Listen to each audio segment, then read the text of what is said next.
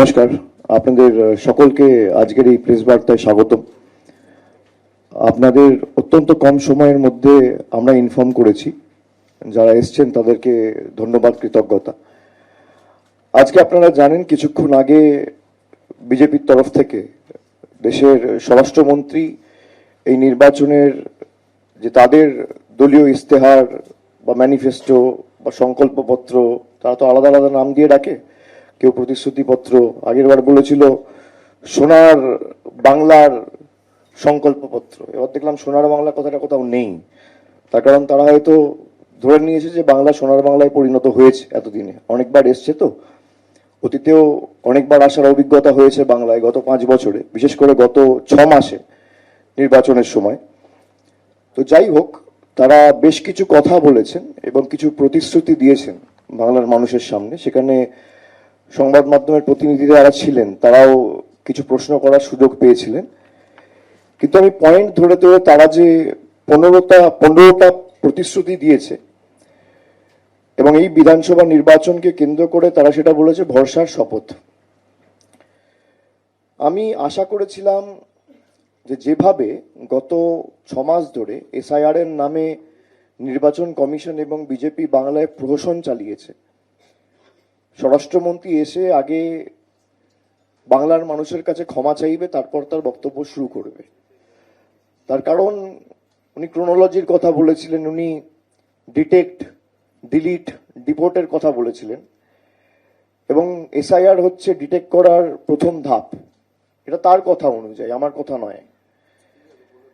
এখনো পর্যন্ত যে নাম বাদ গেছে তালিকা থেকে, প্রথম যে তালিকা ফেব্রুয়ারি মাসে প্রকাশিত হয়েছিল সেখানে প্রায় 58 লক্ষ নাম বাদ গেছিল, পরবর্তীকালে 5.5-6 লক্ষ নাম বাদ গেছিল এবং আন্ডার অ্যাডজুডিকেশন তালিকায় অমীমাংসিত যে নামগুলো ছিল সেখান থেকে পরবর্তীকালে 27 লক্ষ নাম বাদ গেছিল। সব মিলিয়ে প্রায় 90 লক্ষের উপর নাম বাংলা থেকে এরা বাদ দিয়েছে।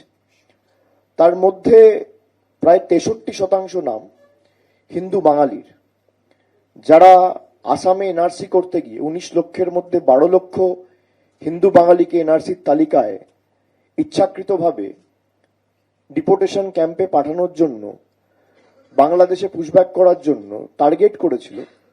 বাঙালিদের উপর বিজেপির অত্যাচার তো নতুন কিছু নয়, আমরা গত 1 বছর ধরে দেখে আসছি।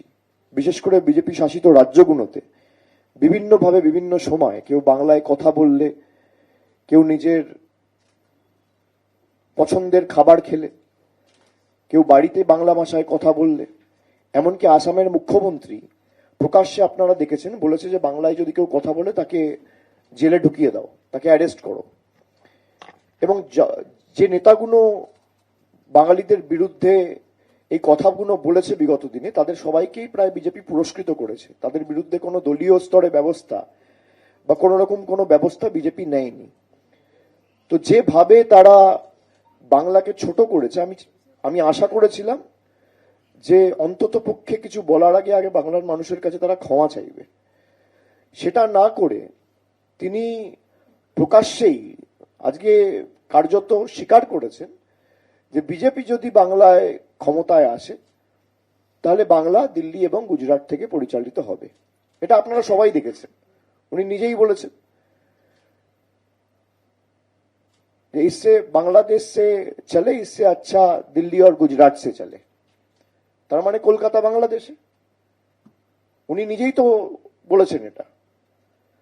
বাংলাকে যদি বাংলাদেশের দৃষ্টিভঙ্গি দিকে কেউ দেখে, দেশের প্রধানমন্ত্রী দেখে, দেশের স্বরাষ্ট্রমন্ত্রী দেখে। এটা আমরা বিগত দিনে একাধিকবার বলেছি। এবিপি আনন্দ, এগিয়ে থাকে, এগিয়ে রাখে।